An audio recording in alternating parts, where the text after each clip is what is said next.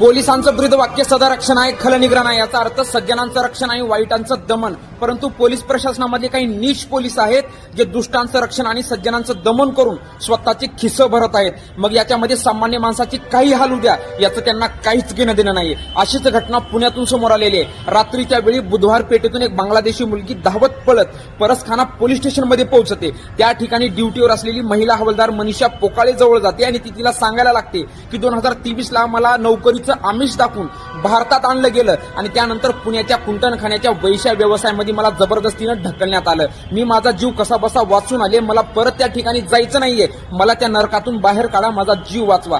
या महिलेवर झालेला अन्याय, या महिलेचं दुःख त्या महिला पोलीस हवालदाराने समजून घ्यायला पाहिजे होतं, तिचं रक्षण करायला पाहिजे होतं, वरिष्ठांना माहिती द्यायला पाहिजे होती. परंतु असं न करता त्या महिला हवालदाराने त्या महिलेला घेऊन शुक्रवार पेठेतील पोलीस स्टेशनमध्ये गेली आणि तिने डायरेक्ट कुंटणखान्याच्या मालकिनीला बोलून घेतलं.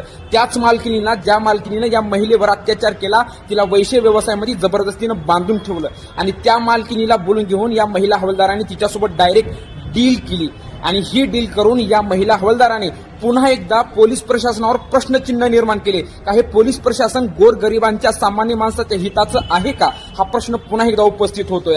आणि म्हणूनच भारतामध्ये कित्येक मुली गायब होतात, कित्येक मुलींचा आकडा गायब होतो आणि ते कधीच सापडत नाहीत. त्याचं मोठं कारण हे सुद्धा आहे की त्यामध्ये अशा प्रकारची पोलीस इन्व्हॉल्व आहेत आणि खूप मोठी भयावह गोष्ट आहे.